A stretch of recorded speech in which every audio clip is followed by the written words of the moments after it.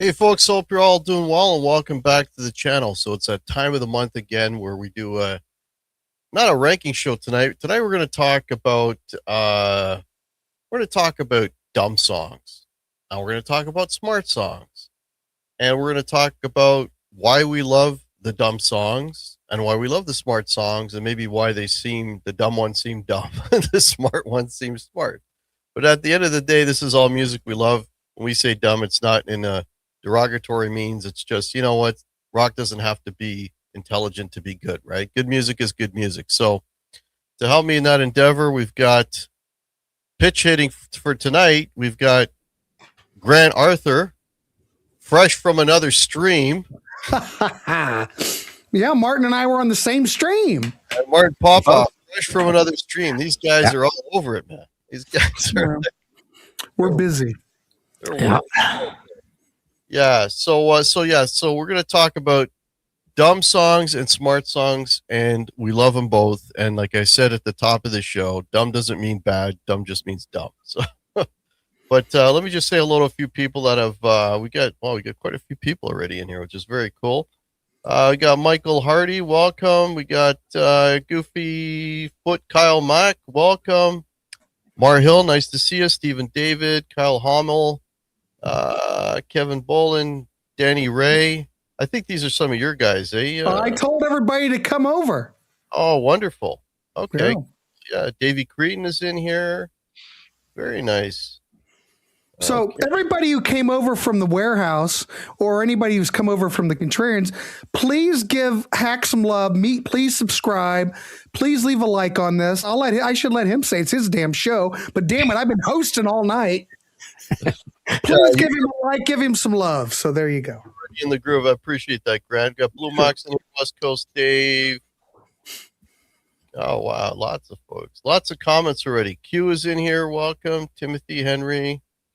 Okay, I think I've caught up to everybody. Papa Blue, welcome. Those are some of my regulars. Jeff Dennis. Okay, wonderful. Brian Guitars, hey buddy. Hope you're doing well, man. Yeah, so we all picked two songs that are, I guess, dumb, and two songs that are smart, but songs that we like, regardless whether they're dumb or smart, they're just good songs. So I'm just curious because what your criteria for, let's start with the dumb songs. What constitutes a dumb song for you? We'll start with Grant. What's a dumb song for you? Well, what is a dumb song for me? Well, I think a dumb song for me, why is a song a dumb song? I think it could be something that's very catchy. Maybe the lyrics are, something that is very unsophisticated. Maybe the music's unsophisticated, but these songs that are dumb, I think, were also very influential. And the two tracks that I picked, yeah, they're stupid songs, but these songs changed rock and roll, and they've built genres and people have built upon them. So that's how I did it. That's my approach to it. Great songs that this is dumb, but man, these were influential. So that's how I approached it. How about yourself, Martin? Man, Hack, I could probably talk for hours on this because I'm very confused of what I'm even going to say in this show. I'm probably going to come out as a babbling idiot, but I've kind of looked at, I've talked about this and done shows on this idea of I'm approaching this a little bit with the idea of what is perfect music? Like, what is music that is you could say is absolutely well done on an objective level. And I think heavy metal, prog, and the purest of pop are perfect music. And then and so that's akin to realist paintings, the painting of a wolf, painting of a landscape, right? Versus the idea of abstract painting and the fact that abstract paintings, the New York painters, those are the paintings that are worth tens of millions of dollars. So to me, dumb music, I'm going to have examples. Are both my examples? They're kind of like this, but one definitely. I think you can look at dumb music as being more abstract, where people would look at it and say, just like the painting example, my 5-year-old could have done that. So that's kind of dumb, right? And yet some of those things are the most critically acclaimed songs of all time. And the critics put down Rush because it's like, oh, look how finicky and perfect they made everything. And like, oh, they're showing off and all this sort of stuff. So smart music is sometimes looked down upon, objectively well-crafted, complicated music, yet dumb music is some of the most critically acclaimed music of all time. So I'll stop there for now. Ooh. Yeah. Well, look at Queen back in the day. Maybe Queen might pop up here. I don't know. I'm not saying it is. This whole show could be done on Queen. We could have all picked 4 songs each by Queen to make our point. They thought Queen was pompous. They thought that they were just an extension of not XTC, but 10cc. 10cc, some of the smartest stuff ever written. Yeah. Quirky, might not be for everybody, but the critics hated that stuff. The critics hated a lot of the smart that we might look at now music. But then Queen dared us to make fun of how stupid and simple Radio Gaga was, and Another One Bites the Dust, and half of Hot Space. Yeah. And We Will Rock You, right? Which isn't even drums. No. Yeah. So Queen went both ways, right? They both wrote the stupidest music and dared you to say this is bad. And they also wrote some of the most complicated music. Queen 1, Queen 2, Bohemian Rhapsody is about the most complicated song ever made. And yet, so they've gone both directions and said, look, I dare you to criticize this, right? Mm-hmm. Yeah. I took the whole, I looked at it just strictly like I didn't even worry about critics and what they thought, whatever. I just looked at, okay, this is like really musically, really bare bones, simple, not a lot there going on, right? And lyrically, like perfect example, my 5-year-old could have written these lyrics, right? Yeah. But at the end of the day, regardless of the music and regardless of the lyrics, it's a catchy song and it grabs you. And at the end of the day, there's only 2 kinds of music. There's good music and there's bad music. And if it moves you and it gets you and it gets your head bobbing, it's in the good category. So that's really the criteria that I looked at. So, some of the stuff that I'm going to mention is like, musically, it's like, it's Legos, right? But as far as like grabbing you and being enjoyable, it's up there just as much as anything more complex, right? So that's kind of how I looked at it. So, but we're just going to keep this loose and fun. So, I don't know. You guys want to go 1 at a time, 2 at a time? How do you want to do this? Want to do the 2 dumb ones and then the 2 smart? Yeah, sure. Our 2 smarts and our 2 dumbs at the same. All right. Well, let's start with the dumb stuff because it's okay at the moment. So, Grant. All right. You want me to just do both of them? Yeah. We'll just go all 2. Right. All right. Dumb song number 1. Now we're going to go back. We're going to go back in time, ladies and gentlemen. We're going back to 1963. Now this must be the dumbest track ever. Well, it's up there. I'm going to go. I like this track because this is surf. This is surf with vocals, Surfing Bird by the Trashmen. Why is this dumb? Well, This is garage rock, early garage rock, surf rock, whatever you want to say, but it's got nonsense phrases. Papa ooh mau mau. What the hell is that? And it's repeated over and over until you're damn near sick over it. But it's basically a surf riff played over an old R&B track. But, the lyrics have garbled bird calls, grunts. It's got zero depth at all. And it's just all you have on this track. And you have to put it in context. You're in 1963. Really, what sounds like this in 63? It's like you're caught up into a frenzy. It's just kind of out there. It's danceable. It's chaotic. There is a definite energy to this. This is probably back in the day. This is probably the ultimate party starter. And the other thing is, don't forget, Family Guy revived this for a whole new generation.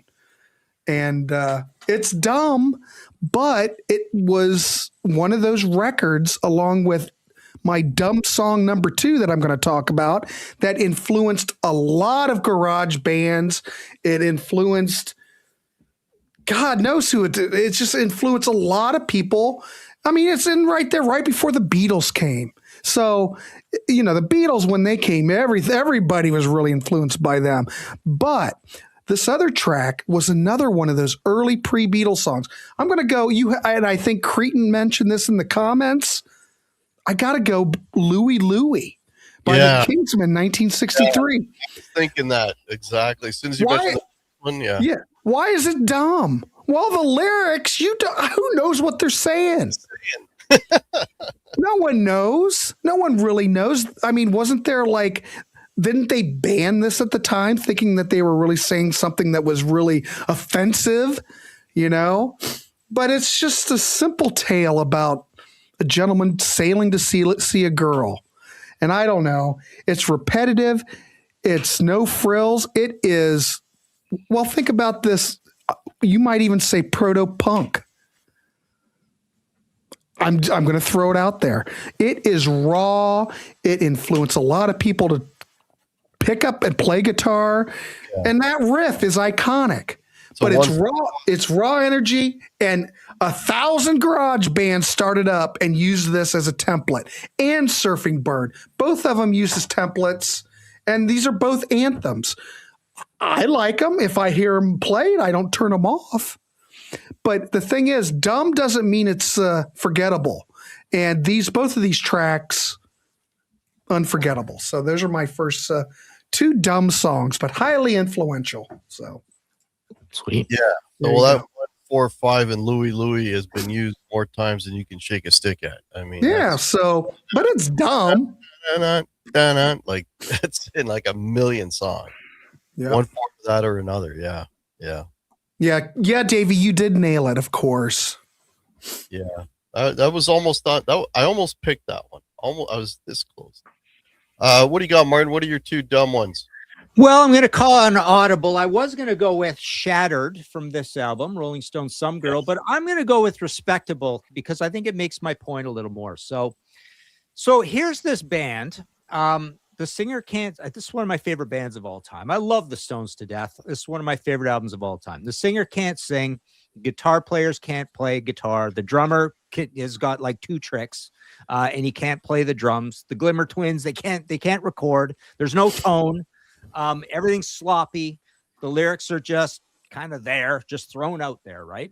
So the idea is, the Stones is the kind of band, right, that you could say are making abstract art, and they've been improved upon by Led Zeppelin and A Whole Lot of Love and Black Dog and rock and roll. And then Led Zeppelin's been improved on from an objective level by Aerosmith Rocks. Aerosmith Rocks is like Aerosmith Rocks is like Rolling Stones goes to the gym, right? It's everything perfect, well recorded, well played, thoughtful, interesting, great lyrics, right? So the idea is that, again, getting back to why are the biggest artists of all time the abstract New York artists, right? The Mark Rothkos, the Jasper Johns, the drip paintings, the big squares, right? Versus what's his name? Is it Robert Bateman? What's his last name? Or first name? You know, the guy, just the total realism, right? You're trying to paint realism. All these people out there trying to paint dogs and like that, right? Because the point is this thing between dumb and smart. It's not all about craft. It's about creating magic and making that human connection. So I've often called the Stones the idea of Who Shrunk the Boogie, right? The idea where, Status Quo or Clutch are massive improvements on the Stones in a certain way on an objective level. But the Stones are just this tiny, charming, interesting little band playing in a matchbox, right? So it's dumb on so many levels, but you put it all together and it's magic, right? So that's one part of this concept. And similarly, but a little bit of a different thought, is the idea of something so critically acclaimed as Gang of Four Entertainment. I'll pick the first song, Ether, on this album. I love that.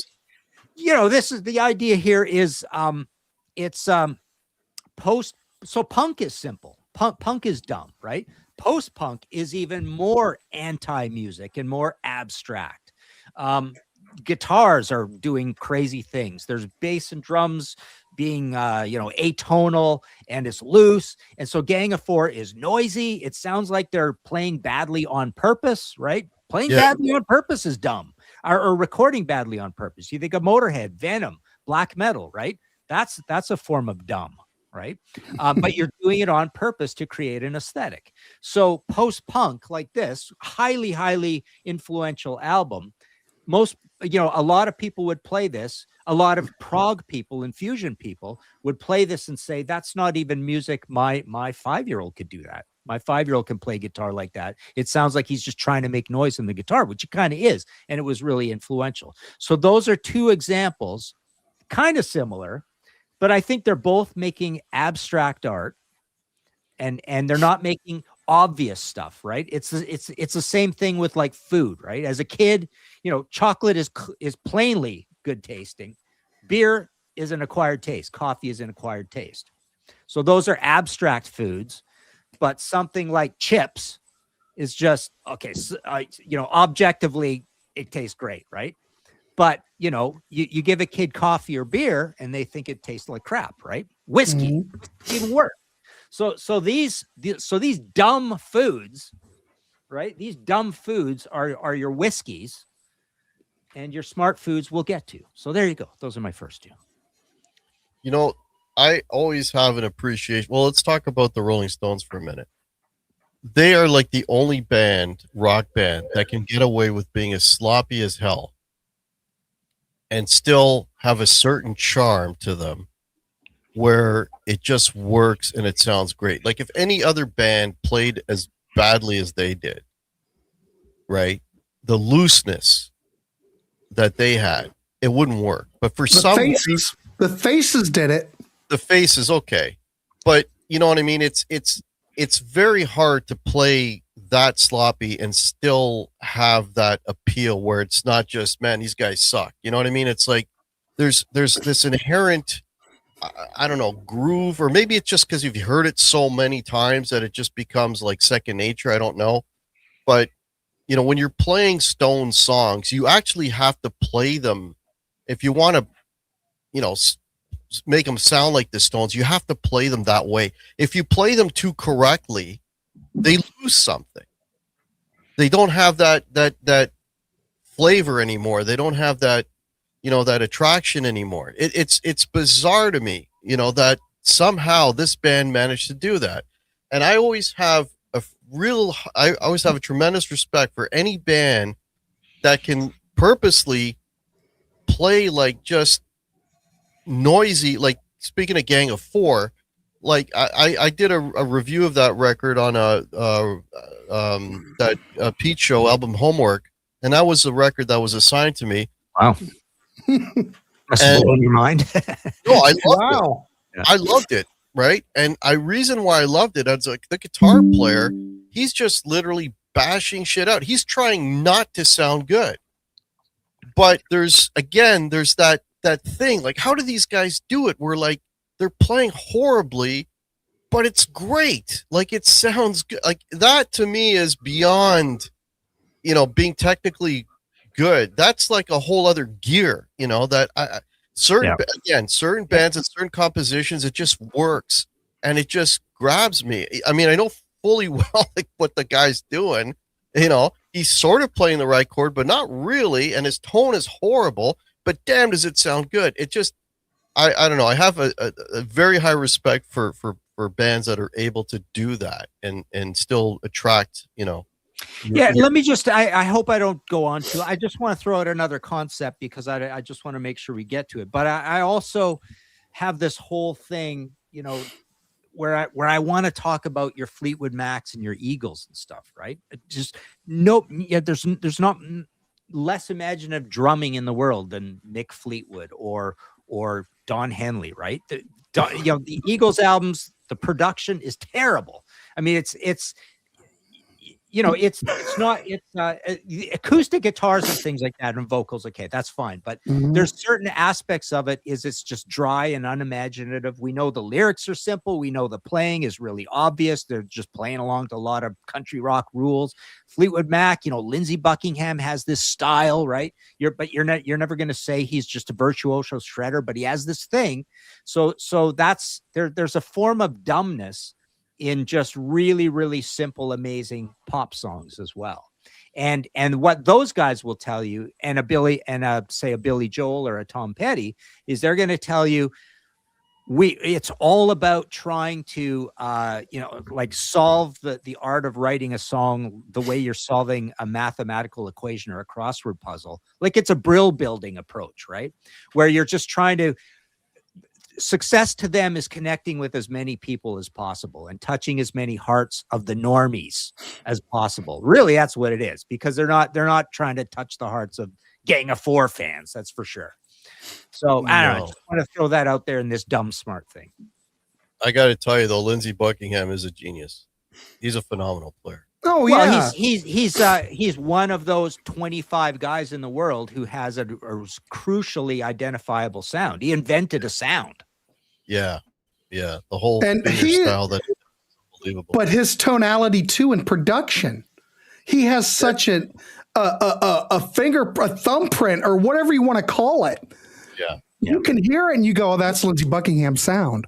His solo material, even his stamp on Fleetwood Mac projects, he just dominates, and it's kind of like Todd Rundgren to some degree, but maybe even worse, because I'm not saying worse, but more, what do I want to say? Just more of an imprint, it's just identifiable. See, is it dumb the way he's genius at not using a lot of tracks on a lot of Fleetwood Mac songs, and is it smart the way Roy Thomas Baker uses many tracks on Queen songs? Right. So there's a smart dumb, right?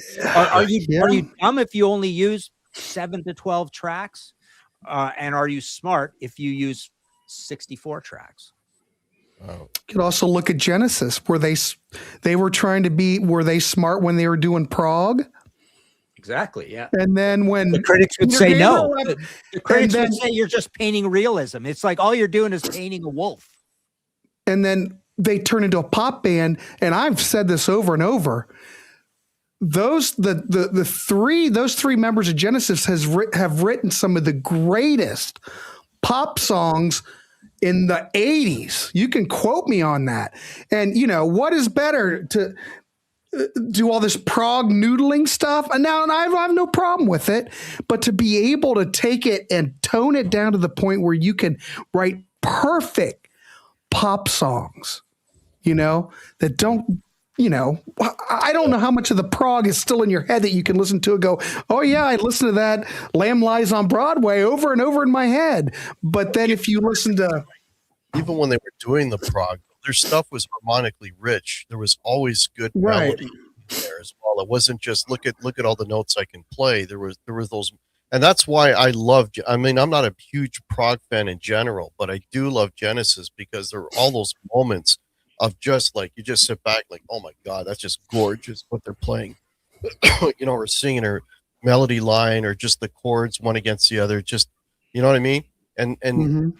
Fleetwood Mac, same thing. Like Lindsey Buckingham, he's just got this harmonic ear and for melody Right. and playing. And even his minimalism, he plays just the right thing. It's like the guy just has a vision, of what he's doing, right? Yeah, he knew exactly how to take Stevie Nicks Yes. and arrange her material to make it into something. Yeah. You know? Sure.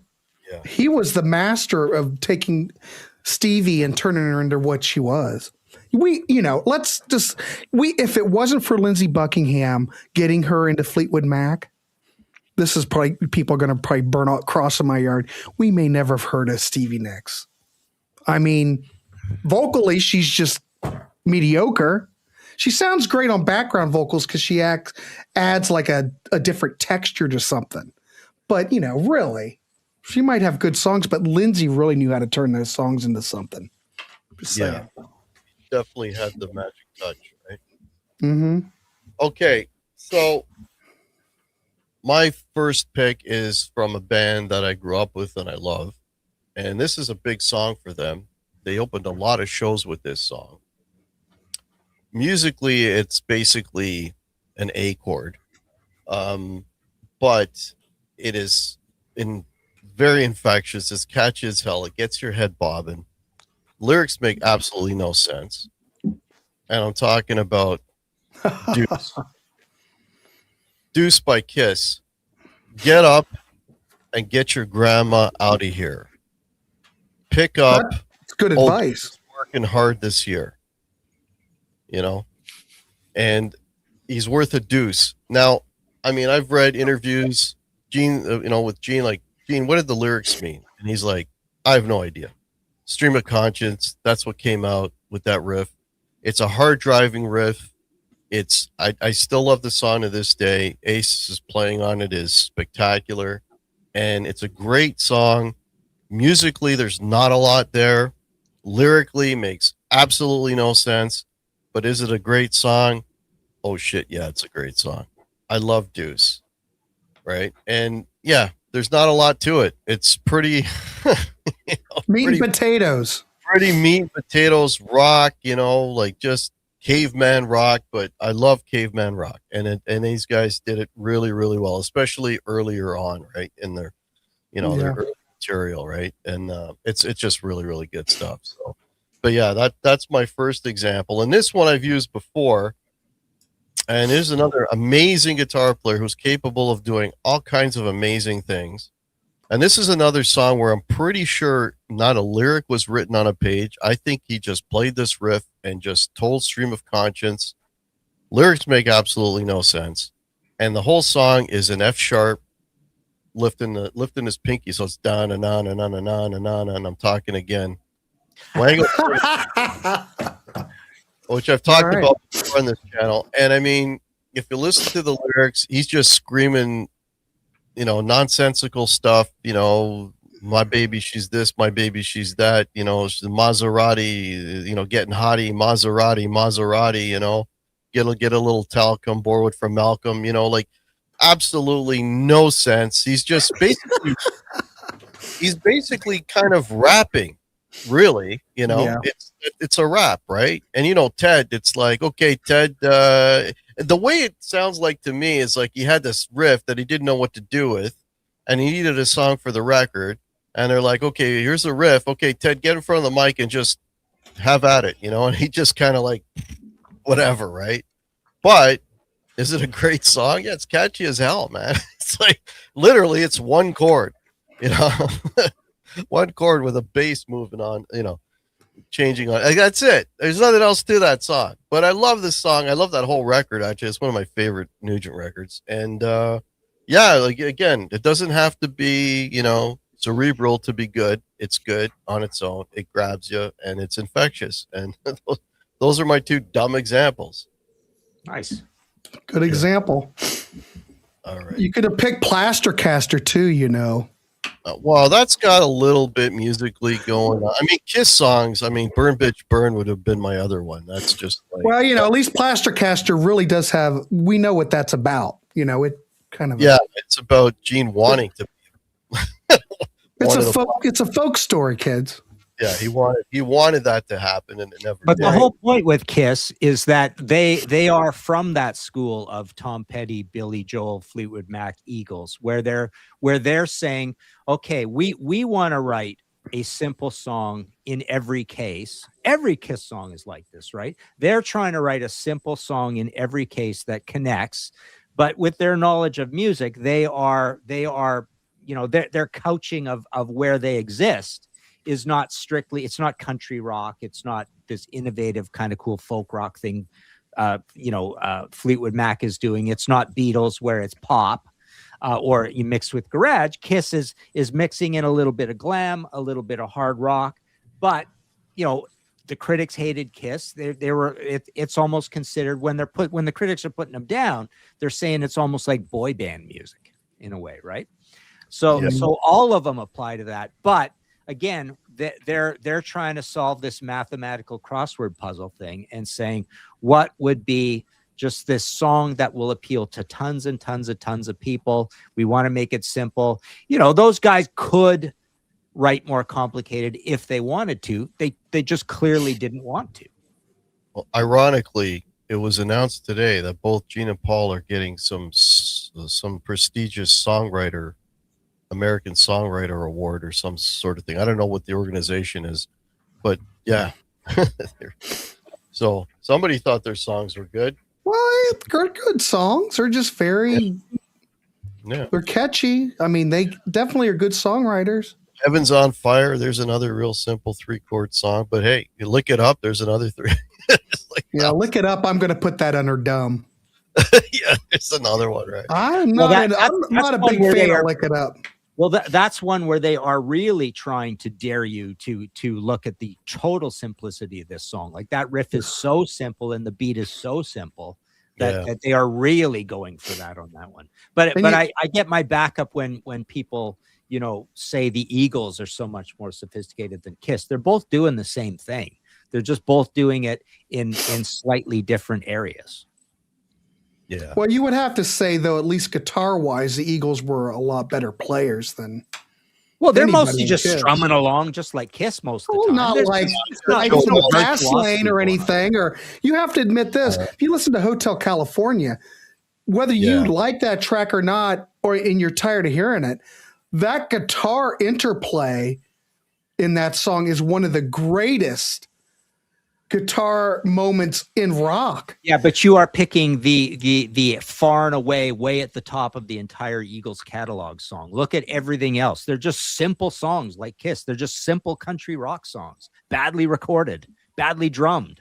There's Don Henley and Peter Criss are doing the same thing on all those songs. Well, I think Peter Criss is doing more than Don Henley. Don Henley is just playing bare bones. They're just playing to the song. Yeah, but most of the guitar is no more complicated than Kiss. It's less complicated than Kiss guitar, most of it, and the lyrics are even not much more less. Kiss is a little more goofy and sexual with them, but the simplicity level is about the same. I guess we can't count on Martin to see the Eagles on the reunion tour. When you got Joe Walsh in the band, that's a whole other level of guitar playing right there. So. Oh my God. We just did that on Sea Tranquility. We did our top 10 Joe Walsh tracks, and to dive down in that Joe Walsh catalog though, Hack. Unbelievable player. I got to check that out. Unbelievable player. The tonality that Joe Walsh has. I know some of his later stuff got kind of silly, but my God, as a guitar player, he's phenomenal. Phenomenal. One of those guys who just, even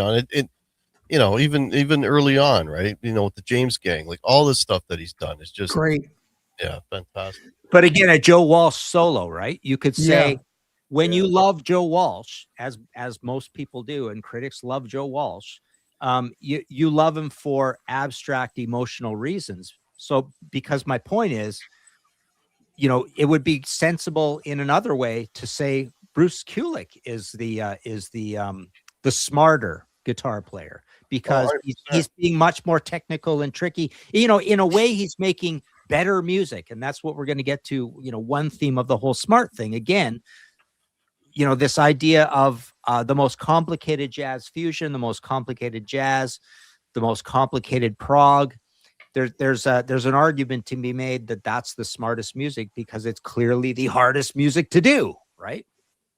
So, depends on how you look at it. Yeah. It's got to grab you still, right? It's got to grab you. Technical music for the sake of I think you can have both. Yeah. Sure you can. Genesis is a great example of that. And the band I'm going to talk about here soon is another great example of that. But anyway, let's move on with smart songs. What do you got? Right.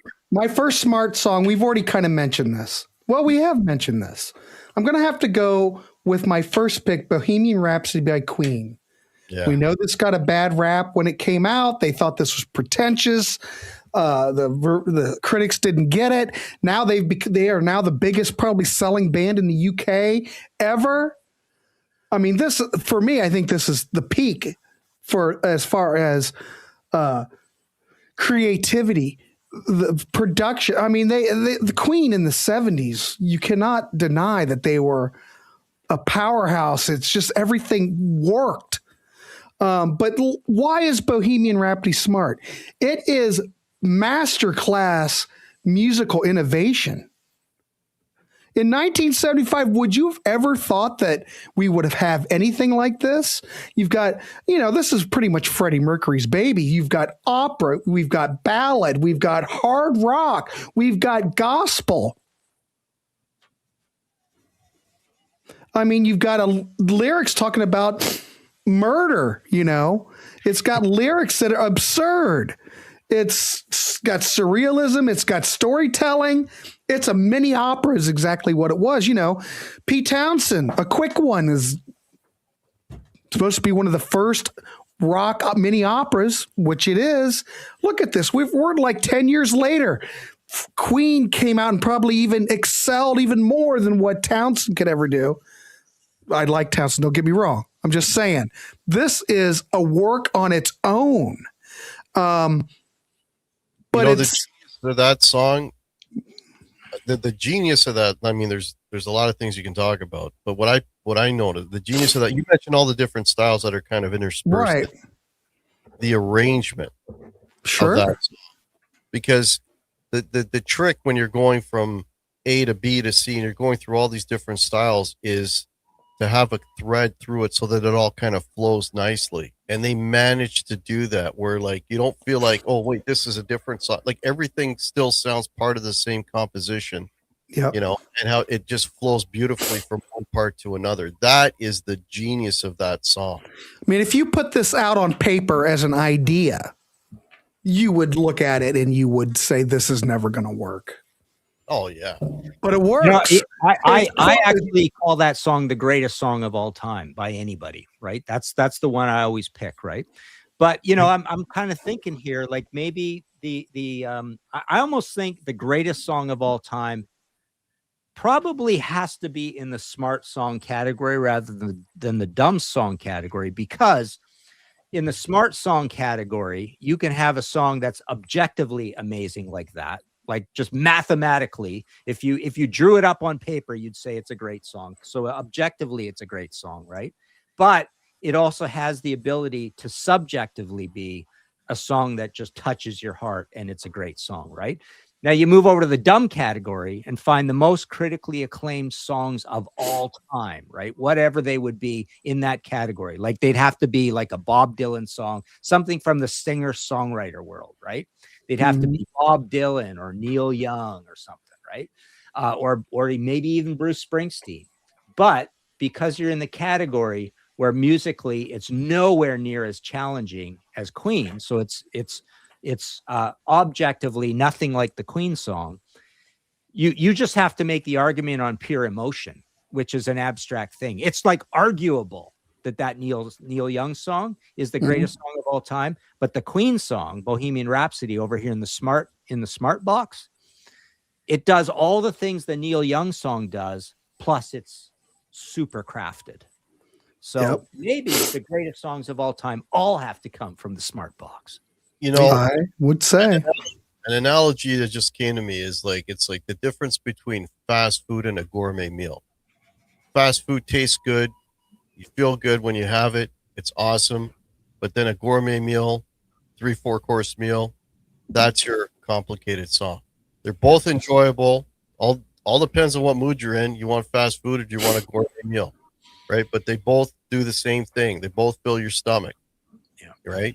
Musically, you enjoy both, but it all depends, right? The other thing is about that I wanted to add about Bohemian Rhapsody is that it was also in Wayne's World. So it is in the whole, it's sealed. You know, that totally brought it back out to the masses when that was in that film. So it is it's just embedded in the culture at this point, you know. But it's quotable, it's theatrical. It's fantastic, you know. All right, my second smart song. Well, ladies and gentlemen, what would it be without me mentioning Cheap Trick? But I'm not. I'm going to mention a band that Cheap Trick loves, though. I'm going to go with Day in a Life by the Beatles. Now, this is kind of in the same vein as Bohemian Rhapsody. Think about it. Who was doing anything like this? Of course, we knew the Beatles were leading the charge during this era. They're leading psychedelia pretty much. I wouldn't say this is psychedelic, but this is smart psychedelia. You've got a true collaboration between Lennon and McCartney on this. Paul McCartney wrote the whole middle part, you know. It's got dreamlight introspection. It's got that chaotic orchestral part with that crescendo that comes in. God darn, it just doesn't make sense, but it works. Yeah. And think about it. They recorded this on 4 tracks. I think Queen at least had a 24 track, I think, by that time. So they were looping together 2 8-track machines to do this. Think about it from an artistic standpoint that they were able to push production and technology to the point that they could produce Pepper in 1967 on a 4-track. Amazing. But it's so what would be the simplest, say 2 or 3 of the simplest Beatles songs that would be in the top 5 ranked Beatles songs of all time, do you think? And would those maybe be in the dumb box? Well, I mean, the early stuff. There's no dumb Beatles. No, it's on it's a different level. You know what I mean? I just mean the singer-songwriter area where there's not a lot of tracks and it's really simple and it's arguable how great it is, right? Yesterday. Well, I'm thinking more even I Want to Hold Your Hand or something like that. I'm looking, but it was brilliant because think about I Want to Hold Your Hand and She Loves You. No one sounded like that when that came out. Well, the fact they started that song with the chorus was a whole innovation, right? They came out, She Loves You. They start with the chorus instead. Who starts with a chorus? You know, no one sounded like that though. Instantly, right? Mm-hmm. Yeah. Mm-hmm. The early stuff is their more simple stuff, and then of course they progressed, right? They got more complicated. But you have to admit, look at a lot of those guitar chords they're using. They're not simple chords. No, but even when they got more like Rubber Soul, like Norwegian Wood is still a relatively kind of straightforward song, But it's smart. Through You. Oh yeah, they're smart. Oh, that's smart. Yeah, they're smart lyrically and everything else, but they're still not crazy. But it's good. It's it's a little more complex than the early stuff, but it's not like crazy. They didn't really get crazy complex until yeah, I guess maybe Pepper. White Album. The White Album, they did some crazy shit. Yeah, but White Album's pretty straightforward. Everybody by that time was kind of working in their own space. At least Pepper, they're all working together, Yeah. No, definitely. That was the band album for sure. But maybe Wings is a better example even than the Beatles of like trying to write very spare, simple arrangements, simple production values, maybe a little ear candy, but really dull drumming, like just practically no drumming, no clutter. And, there are places I think in the Wings catalog where he's trying to write that perfect jewel of a song, but again, it's there's so little going on that it's close to abstract art, right? Well, the thing is with Wings, you have to keep this in mind. If you ever listen to any Wings stuff, listen to the bass parts, because Paul's bass is way up front in the mix, more than he ever was in the Beatles. It's like, here, I'm Paul, here's my bass. But look at Silly Love Songs. If you've got a bass that's so complicated, one of the greatest bass parts ever recorded on tape, as far as I'm concerned, you can't be overly complicated in, the drums are just going to have to keep it together, because Paul is just riffing on all those bass parts, So it's a bass line, right? I don't know. I don't even know what I'm saying. I don't know. Well, what again, Grant, I mean, look at the arena he chooses to operate in with Silly Love Songs. So what year is that? Is that 76?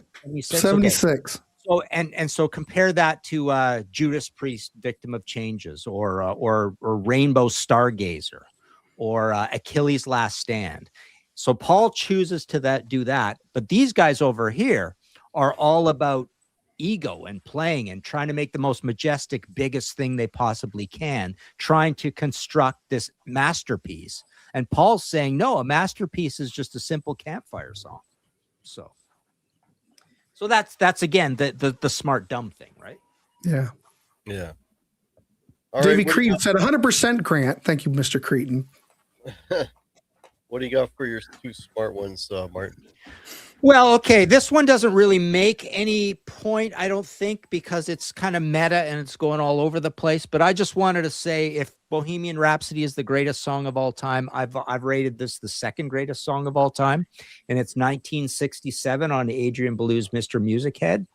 And what it is, it's essentially a masterpiece like Bohemian Rhapsody, but mostly intimate and on acoustic guitar. And oddly enough, when I pulled out my copy of this, this is funny. Did anybody in the old days print a lot of things out when the internet first started? Because they thought, oh my God, what are you talking about? An Adrian Belew interview?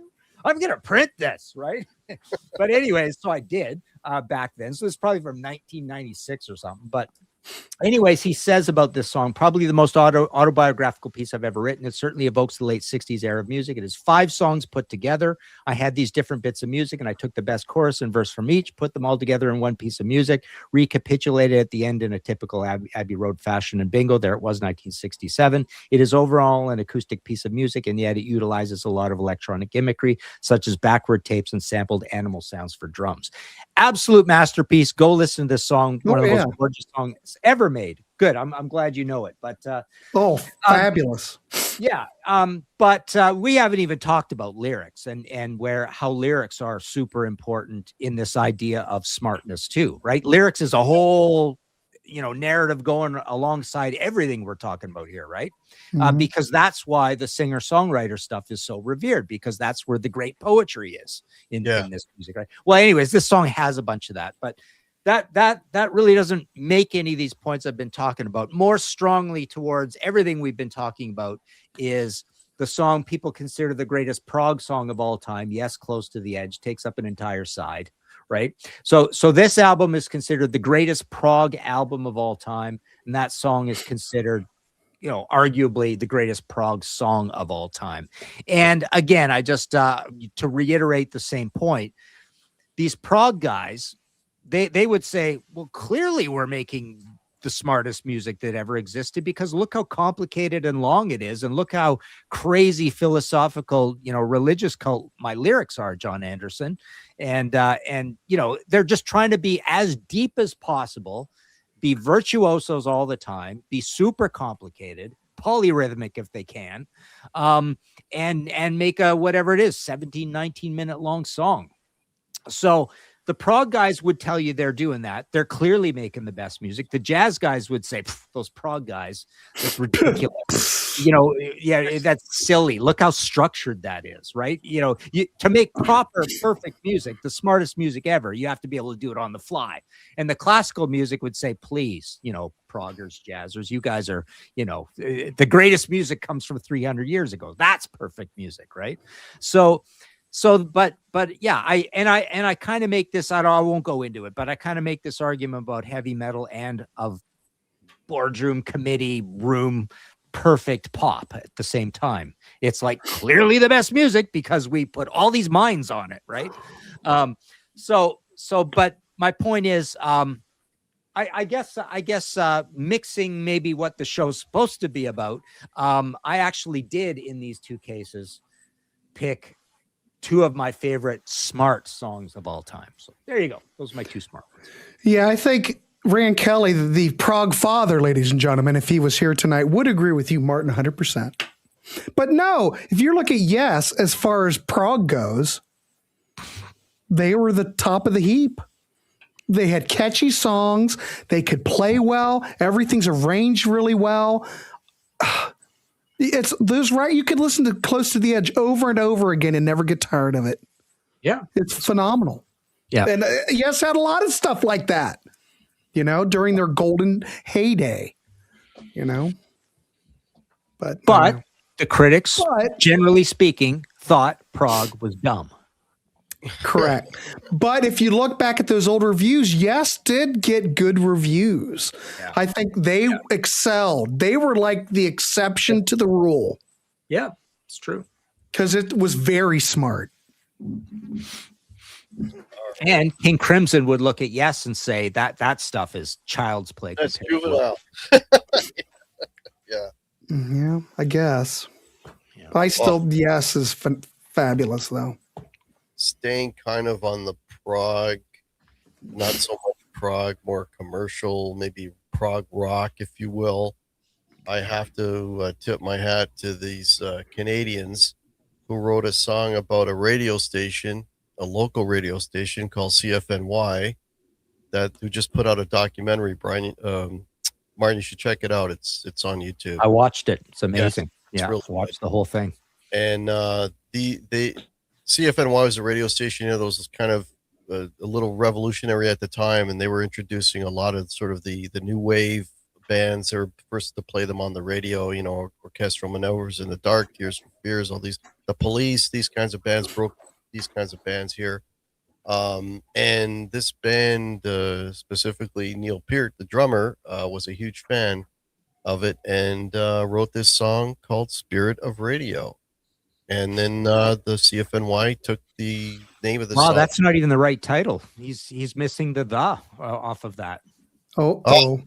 Oh no! Is that an official single? I've never even seen that one. I don't know. I just pulled this off the. That looks a little sus. That looks that's questionable. Hack.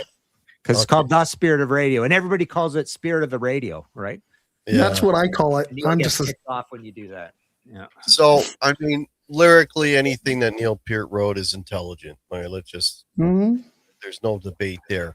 Musically, why I think this is a smart song is just, again, Rush has this ability to weave through different styles, and they throw in a little reggae thing in this, and time signatures change and everything else, but they flow right. You don't even notice it as they're going from one thing to another. It just, again, the arrangement and of the musicianship is just top notch. And, I mean, even, the intro pull off thing that Alex does, and then how it comes in, it's just, this was obviously, I mean, I don't know if most people are familiar with Rush, but this was like the record where they kind of try to get away from the 20-minute epics and try to condense their songs into more of a, like a shorter format, and this obviously got a lot of radio play because of that. But man, they pour a lot of stuff into this. I don't know what it is, a 4 or 5 minute song. They pour a lot into it. And it's just, it's lyrically smart, musically smart, and more importantly, it's a good song. Yeah. Right. It's a really good song. It's I think one of Rush's best songs they ever did, Spirit of the Radio. So Spirit of Radio, The Spirit of Radio. Just a fantastic song. Whatever. I think as songwriters during this period, I think they were really on fire. Oh yeah. Everything was fully lubricated. The machine, Yeah. Because after they did Permanent Waves, was it well, they did Moving Pictures, but didn't their manager say, well, they wanted to take a break, and he said, no, get right back in. You guys are onto something, And look, we got Moving Pictures, though I like Permanent Waves better, but Yeah. Permanent Waves, absolutely brilliant. Well, Totally. Spirit of the Radio as a 45, a single, if you want to say it's a single. For Rush, it's great. It's just a great track.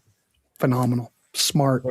A little bit of a side note here. There's a Distant Early Warning box set coming out, and apparently Terry Brown, that's the first record that Terry Brown didn't produce. Apparently there's going to be a mix on it that Terry Brown is doing. Of Grace Under Pressure? Sorry, Grace Under Pressure. He's going to, remix it. He's going to remix it. Yeah, so that'd be interesting to hear what it would have sounded like had Terry Brown mixed that record as well. But that's okay. You can only go so far with a remix, though, right? Yeah. Well, let's just pray, because a lot of those reissues were brick walled to death. Pray that there's some dynamic range and they aren't all brick walled. Yeah, I hate that. All depends on what, if he's got like the original tapes and stems and everything else, so that he has something to play with, right? But who knows? But anyway, so that's my one pick. And my other pick, and of all the songs in the world, all the smart songs in the world, what did Grant have to pick? Yeah. It's like when you said Day in the Life, I'm like, really? It's got to be 500 songs in the world. And how did that? Songs he could have picked, and he picked Day in the Life. Yeah. Great minds. I guess so. And the reason is, again, it's two songs that were basically stitched together, right? Mm-hmm. John had, the intro, and then, woke up, fell out of bed. And, that's Paul's stuff. That's Paul stuff. And then they put it together, and then it's got and again, a great arrangement. You're going from one song to another, and it's just smooth as silk, man. It's just beautiful. Just takes you on a nice little journey. And then you've got that climb where they basically told the whole orchestra, start at the lowest possible note and go up to the highest. And that's what they did. And that's where they recorded it. And they had all these instruments going at the same time. And that's how they achieved that sort of cacophony, if you will, that, rising sound that, hit the crescendo, and then everybody playing, I don't know what chord it was, but that big keyboard chord. It was just E major chord at the end. E major? Okay, I thought it was, I didn't want to say, I thought it was E. But yeah, sorry. So and like you said, that technology, that whole record was done on 4 tracks. It's like, you just, okay, boom. And the thing is, when you're doing that sort of recording, you have to do everything live, and you can't, once you've transferred it over, it cannot change. Like, it's there, it's in rock. You can't go back and change it and alter it, or all you can do edit wise back then is you're cutting tape, but now you're taking, so if you could have multiple tracks, switched over to the one, and now if you're cutting or doing any kind of editing, you're not just editing the track you just did, but all the previous ones that are already on there, right? Because you got to bounce these back and forth, and just a testament to how talented the Beatles were, that they played all this stuff live. They played it correctly, and it went down, and then the next layer was just on top of that, and the next layer on top of that. And just a testament to their musicianship, singing in key around the mic, everybody's in key instrumentally, everything they did, and George Martin again is an absolute genius, but what can you say? Talking about the Beatles, everybody knows they're amazing, best band ever, so there you go. But yeah, man, when you said Day in the Life, I was like, oh yeah. Well, it's fantastic. Yeah, it's like I say, we could have done this entire show with the Beatles, less so the Beatles, but we definitely could have done it with Queen, and we definitely could have done it with Genesis, right? Mm-hmm. Yeah. Well, did Genesis? You probably could do it with XTC too. XTC, interesting. What would be a dumb Genesis song? What's that? What would be a dumb Genesis song? Who Done It? We Can't Dance. Invisible Touch. Okay, I'll give you We Can't Dance. Mama, even, no, Illegal Alien's the dumbest of the lot. That's all. That's all. But it's still catchy and Yeah. memorable. But you the know, point is he's now operating almost in a singer-songwriter zone. He's trying to write the perfect pop song. He's trying to keep it super simple and short. It's just the opposite of old Genesis, is all I'm saying, right? well, they took the prog thing as far as they could go. You know. Well, when they got a taste of making some coin, they just kept pursuing it, right? You know, Phil did his solo stuff and it hit, and it's like, okay, let's do that with the band. But don't forget, Phil gets a lot of bad rap. Most of the slow songs were Mike Rutherford songs, not Phil songs. I just want to throw that out there because Phil always gets, it's Phil's fault. No, freaking Mike Rutherford loves all that stuff. You know, he's the ballad guy. Just want to throw that out. Yeah. I don't think it's fair that Phil gets, Mm-hmm. Yeah. They were all, it was the combination of the three together that I think really was. You ever watch the video of them working in the studio together? It's just like these guys are all ping ponging off of each other. It's just like there was something, the chemistry just between the three, I think, Mm-hmm. I don't know. I love all that stuff. Yeah. Well, to a point. Yeah. To a point. Well, I mean everything kind of got silly by the, it got a little bit too, I think up to about Invisible, and then it just started getting strictly poppy, and then I was out. But once they totally removed the prog element out of it, I was out of it. Because they were doing pop songs, right? But there was still a little bit of flavor, of prog in there, which I still liked. Mm-hmm. Well, all these bands, they go up, they have a peak, they drop off. You can't always be XTC and just ride the wave the whole time. XTC, yeah. All right, you want to get something coming up on the Contrarian? Well, both of you guys or Warehouse? Contrarians, I never know what's coming up because there's stuff that I still need to edit.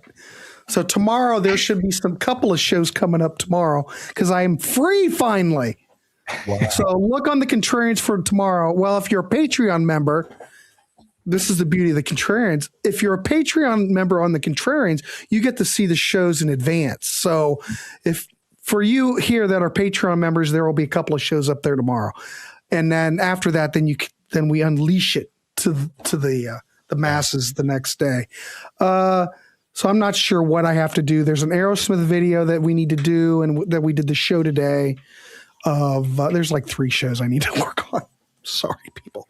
Actually, it's a really cool one, Hack, that you're going to like. I had Rob Garland on and we talked about guitar tone and it was really good. So. Oh, I got to check that out. Like we did our guitar tone show. And in fact, I mentioned at the beginning of the show that us doing that show inspired me getting Rob on because I wanted to learn even more. So it was really cool. So that's coming up soon. It's all about tone. But in the Warehouse, Sunday I don't think there's anything. God, thank God. Sunday morning on the Warehouse Acid Test, Angie Moon will be back and we will be looking at Donovan. And then at 8 p.m. in the Warehouse on Sunday, we have a listening party. And I don't think I'm going to go with a theme. I think we're just going to play whatever just happens. So I don't know what I'm doing yet. I just want a day that I'm not doing anything, and that's tomorrow. Nice. What about yourself, Martin? Any books coming up soon? Yeah, Kiss 76. This one is due out. This is my advanced copy I've had for a couple weeks. Kiss 76, just all about their year. And a few other things I'm working on. I got 8 or 9 coming out in the next 14 months or so, but nothing too much sooner after that one. History in 5 Songs with Martin Popoff. That's still going every week. Had one coming out called Biggest Left Turns, just a weird, bizarre directions bands went in.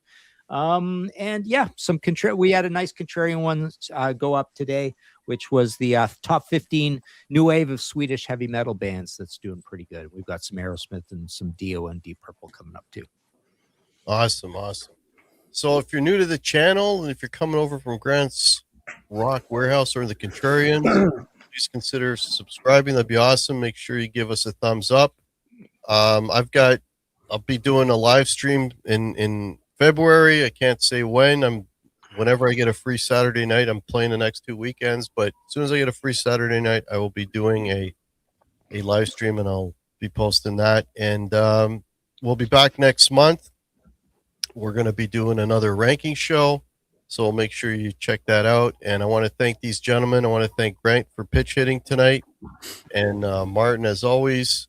And hang out, guys, for a minute, and we'll catch you all next time. Take care. All right. See you, everybody. Thanks.